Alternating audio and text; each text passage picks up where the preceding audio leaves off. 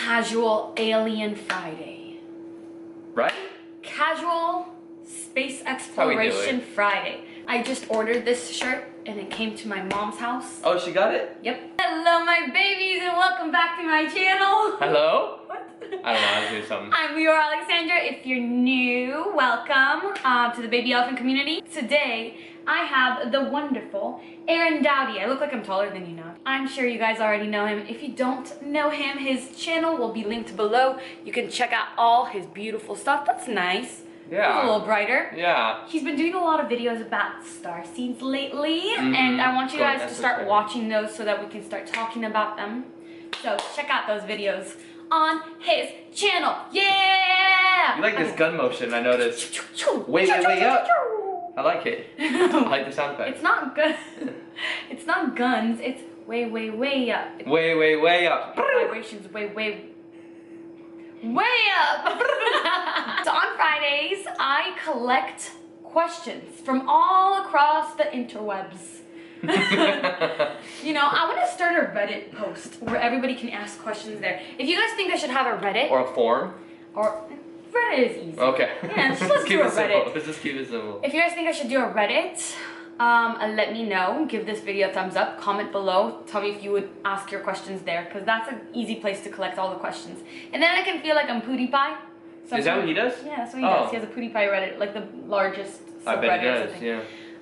Anyways, so on Fridays I like to answer questions that I get, because I get so many questions every day, like hundreds of questions a day. Hundreds of DMs. See, actually, you do too, don't I know, laugh. I'm just kidding. So I thought it would be nice to just collect a few and answer those, and the comments have been really good, the reaction has been really good. All the people, even if it's not their question, it kind of expands their consciousness. And I like that. Should I make that my tagline? I'm gonna use that.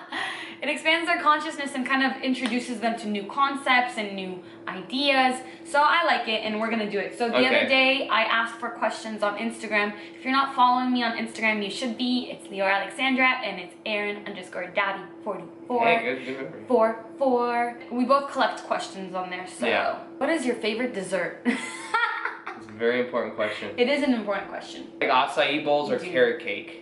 Acai bowls is like my healthy breakfast, but yeah, I hate cake. But it's that's my dessert though. Oh, I love vegan cheesecake. It is very good. Anything vegan, I'll take it. Do you want to talk about twin flames? Any thoughts on twin flames? What do you think about them? We get asked about twin flames all the time. Let's be candid. Let's be candid, okay. I think that when we come into our life, there are certain appointments that we've made. And certain appointments we made is through synchronicity. We'll have certain people that have a certain role in each other's life. And I think that sometimes we get too caught up on the labels. So we could say, is this a soulmate relationship? Is this twin flame? Is this this? Is that twin soul? All these different things, these different labels. And I think sometimes we try to put ourselves in a little box. What if when it comes to our soul, there's even more than that? Maybe there's even more labels than that, but we're limited in our reality to just the 4 or 5 that people most stereotypically use. And what if beyond that, maybe there's even less? Who knows? So when it comes to twin flame, the thing that I don't like about twin flames is that a lot of people then are looking for the other half of themselves. Yeah. And then they externalize their own happiness with thinking that they're only one half of a soul. That's kind of, I mean, sometimes there's different interpretations of twin flames. No, sometimes, but that's basically it. And feeling like you're not going to be complete until you find this twin flame. Or you meet somebody and they align to that, the description of what a twin flame relationship is. And oftentimes twin flame relationships are super chaotic. So people will see like an unhealthy relationship in their lives. And they'll be like, this is my twin flame relationship. And then they hold on to it no matter what. So even if it's not resonant, 6 months down the road, but like, well, this person is my twin flame, so I can't ever let them go. Right, and it shouldn't be like that. That's not healthy. So let go of that label. Let go of let go. Allow whatever it is to be what it is. Yeah. Because then it's going to organically come through and it's going to organically grow. But when we put labels, we then start to define it. Well, if it's this, then it means then this. It has to be this way. How to keep, I like this question, how to keep high vibes in good energy in your home. So this person was like, my home has a dull negative energy. So that's really good, because we focus a lot on the vibe in our home and the things that we put in there, and the energy that we have, and it's very important for both of us that when we walk through our respective homes, that we feel good, that Yeah. there's a good energy, and the way that we do that, So there's a couple ways. So I've learned a couple different ways that work really well. One of them is literally just clearing your space. Clearing your space, like putting an intention. What I do is I put an intention around the grid of my house. I make like an energetic grid around my house just with my energy, and it's just these thoughts with the intention. So I intend that the energy be cleared periodically, so sometimes a couple times a week, and I put this energy around my house that ends up clearing the energy. And what I do is then have it so that it's constantly in a good vibration. And one thing I'll also do is, obviously, I'm sure the most traditional is saging or palo santoing your house. Sage your house, Palo Santo your house. It really works. Keeping a window or a door open while you're doing it so that the stale, dull energy can escape. Doesn't necessarily need an open door, but it's kind of like it works. It can feels help right. a little bit. And there is something about having open windows and open doors that circulates energy throughout your home. If you have fans, turn them on to just move things around. Yeah. And then having crystals. That's what I was gonna say too. Everywhere. Yeah. Just have crystals. Aaron taught me to have crystals in the corners of my home because that kind of reinforces the grid of protection and happiness, health, whatever. Yeah.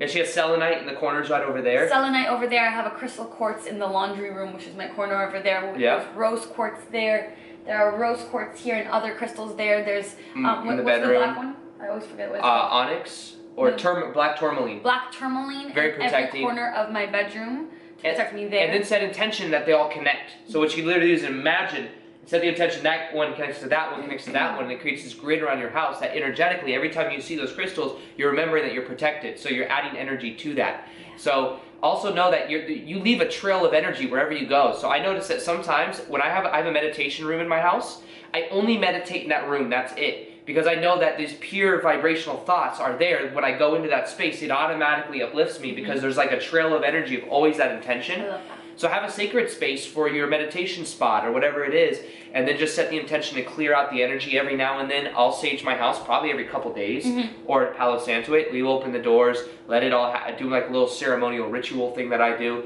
But do what resonates with you. Plants also help raise the vibration.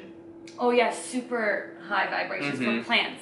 And they also filter your air, so that's really important. You should look into what plants you should like. What are good house plants? They really just enhance everything. I have my fiddle fig leaf tree. He also has one. Snake plants, super easy to take care of.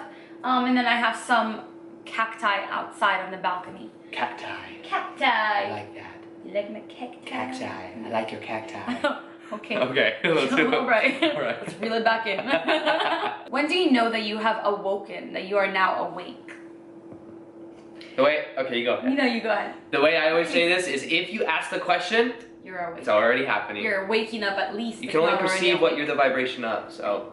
It's kind of, you're gonna just know because, I mean, my entire life I've been very deeply spiritual, but the awakening was very physical. It was heavy. It was intense. Deep. And you're just going to, a lot of things that maybe didn't resonate before will start resonating. You're gonna seek out more information about these things. When you're interested in, when you're doing the research, it means you've started to awaken. Yes. Yeah. And then people have different levels and different journeys, different paths. So not everybody's awakening will be exactly the same. I've noticed a couple interesting levels. Like there's this, when I first went through my spiritual awakening, I went through it, realized I'm more than the physical body, like I'm more than just the ego. I'm a spiritual being having a temporary human experience, just like, you know, you are and every single person watching this video. But then what happened is I was like, why is reality the way it is? Why was I not taught about law of attraction and meditation and all this stuff? You and start then questioning. you start questioning everything. So you go through a question phase. Then I went through an anger phase because I realized that there are people that know this. And some people call it the back government and all these different, you know, the cabal, the deep state, all this stuff. And I got mad. I'm like, why is this happening? Like I had this intention, like I want to help other people awaken, and I got mad. And that's when you get like, you start going down almost a rabbit hole where it gets darker and darker until you decide that you're going to allow it to be and then do what you can to raise the vibration. And then sometimes what will happen is you'll gain what's called a spiritual ego. And this kind of happened to me because I was like, oh, now I'm spiritually awakened. And then I felt angry because my friends and family didn't all understand. So I was like, oh, they don't get it. And I was like, they just don't get it because they haven't got it yet. And I started, and out went my old ego. Out with my old ego of like ADHD, and then a new ego creeped in the back door and said, I'm spiritual. I'm this kind of person that like people don't get it because they're not there yet. And it's like all these people walking around are just asleep. That's not the way you want. That's not so then you become aware of the spiritual ego, and then you let it go and you start to observe it. And so there's different levels. So you want to catch yourself though, because I catch a lot of people with the spiritual ego that are like, oh, they're just this or that. You don't want to talk down upon anyone. Everyone's on their own path. Everyone's on their own journey. Everyone's in the process of waking up. So like for example, at a certain level, you know? Yeah, exactly. Like I think that Aaron and I are on completely different levels of awakening. He's been experiencing this awakening and being woke since 2012, and mine was a very different kind of thing. It kind of was sped up by rhythmia and ayahuasca, and there was the consciousness shift for sure. That was years ago. That was like it kind of layered on. There was my spiritual awakening has been in very physical and very potent layers. Yeah. And I'm not through it. I'm still like in the process, and I think that I'm a good example for a lot of people who are starting it, because I've been spiritual my entire life, but not awake. Yeah. So there's kind of like there's levels to it, like we were saying. Yeah. And I'm still going through it. I might still be in a level of kind of like looking at my friends and family and being like, I wish they understood. I wish more people understood. It's normal, you know? Yeah. And that's okay. And we're all doing this together. There's different levels, but don't think of it as levels of this, and this. Like when she says I'm at a different level, doesn't mean I'm at a higher level. Yeah, it's not better or worse. It's just... It's this way. It's personal. Like it's individual. And we all are on our own path, and it's all perfect. It's all meant to happen. Yes. You're doing great wherever you are. Even if it hasn't started yet, if you feel content where you're at right now and you're not questioning, you're not looking around, it's perfect. You're exactly where you're meant to be. And even me, I've gone through a certain level where, not to a certain level like hierarchy, but I've got to a certain place where everything was going a certain way and always feeling really high vibe. And then like there'll be something that brings me really low, and I'm like, why is this happening? And then observing those thoughts, observing those patterns, because right now on the planet, it's a time of letting go of all these past experiences that are in the deep crevices of our body and completing the past so we don't repeat the past. So there's always more. There's always more. There really is never going to be an end destination. But there always will be more depth, and there'll always be a certain raise in vibration. Because as I went through some stuff I was letting go of a couple months ago, it's raised my vibration even higher, and even different dimensions of myself and my life in general. It's like kind of been unveiled, shown to me. So yeah, it's always an ongoing process of more and more awakening. The last question is how to meet soulmates. I've done everything: scripting, meditation, affirmations every day. Please help. So it's for somebody who has been in the process of manifesting their soulmate and they feel like they've done everything and nothing's working. How can we help them? You want to go for it? Yeah, so if you're doing everything and you feel like you're not manifesting your soulmate, there's probably something subconscious there that you're not aware of. There's probably a limiting belief or some type of way you see the reality itself that's causing you to block a relationship for your life. Because when you get in alignment with yourself and you are feeling love within yourself, you will not be able to help but attract someone that's in alignment of it. Yes. I shared this with her before, and we were talking about this with Isabel, the video that's coming out soon or whatever, if it's already out. But you always attract someone in your life that is equal to where you are in their own way. So I was saying that I always found that in the past, if I was working a 9-to-5 job that I hated, I would find, and the girlfriends I would have would also hate 9-to-5 jobs that they had. So it was almost like we were both discontent with where we were, and I would always meet someone equal to that. So the key to really meeting your soulmate is getting to the core vibration of your soul, which is correlated with doing what you love for a living. And that's one of the biggest acts of self-love, is doing what you love for a living, but then also becoming aware of subconscious beliefs that are holding you back. Resistances, blockages, things that have happened in your childhood, ancestral pain, past life pain. There's a lot of things that could possibly be holding us back, because the truth is exactly like what you were saying. If you're in alignment, you don't really have to do anything. There will be no choice but to meet that person. And you'll be magnetic. It's just gonna come to you. It's meant for you. It's yours already. If it's something that you desire, it's yours already. And that will be attracted to you. That's the basis of the law of attraction. It's exactly how everything works. Become in alignment. Be happy. Be high vibrational. And there is no option but to receive what you're trying to attract. And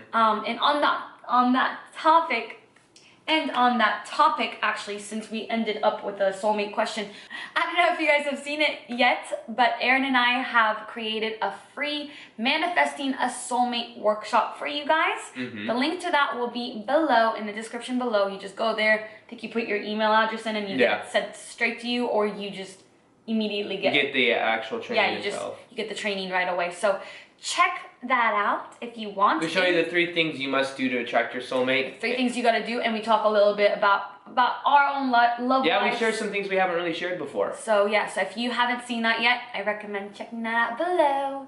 And thank you guys so much for hanging out with us on this Friday. Thank you for being on my video. We might do another one for Aaron's. We've done a couple new videos on Aaron's channel, so check those out below. I love you guys so much, and until my next video, as always, keep your vibrations way up to the higher dimensions. What noise do you make? Keep your... Nope, there's no pews. Keep your vibrations way up. Oh, God. We did it. Bye. Bye.